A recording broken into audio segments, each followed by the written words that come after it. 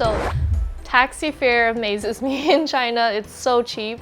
So for, let's say, a ride of maybe like 2 kilometers, it will be only about 14 kwai, which is about $3 in Canada. And in Canada, taking a cab, you have to pay a minimum fee of $14, or for Montreal at least. So off the bat, China is definitely cheaper. Same thing for the subway. So in Shanghai, so a one-way ticket is only 4 kwai. While in Canada, I think it's $3. Something might went up, but it's again already like 3 times the price that you would pay here. I think for me that's probably the best part for me living here. It's just the accessibility of the transportation, but also the cost.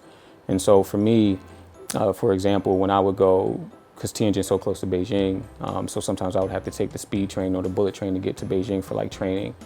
I think like the bullet train tickets were probably like maybe 50, 60 kwai. And so to get on a train like that, well, first, we don't have those in America, but I think train tickets, even if you're going from like New York to New Jersey, yeah, it's like, it's not $5, maybe like $20, $25 to get on that train to go between different cities.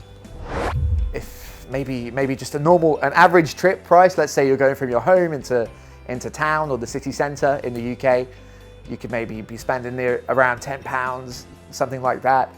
But in China, we have the Didi app, which is kind of the equivalent to Uber, and it's so much cheaper. A trip that's the same distance, man, I could be paying here like 30 RMB, something like that.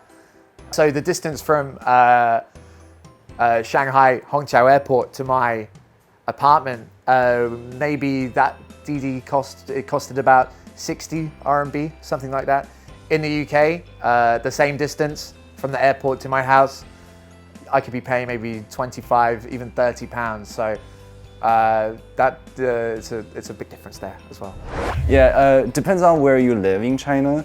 But there's always a public transportation option. In Shanghai, it's really great. The metro actually connects the 2 major airports, and I live fairly close to the international airport, and generally spend, I think, maybe 70 kwai to get a taxi.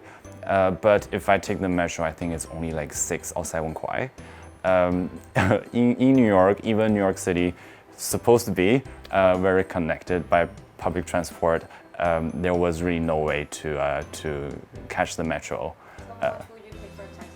I never even dared to do that. I always took the shuttle, right?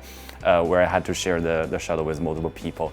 But I think if I had to take a taxi, definitely more than $100.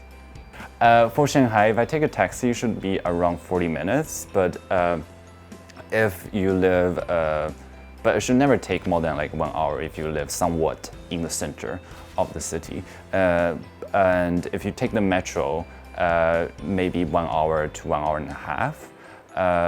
For New York, I really can't remember, but like, because I never took a taxi, but every time I had to take a shuttle just to get to Grand Central, the train station in New York, always take more than 1.5 hours, and there are multiple transfer and all that, yeah.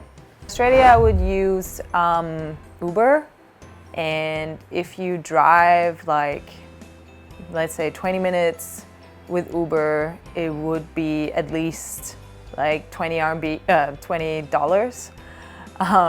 Whereas with you have Didi in China and you drive like 20 minutes, it's just gonna be like 30 RMB or something.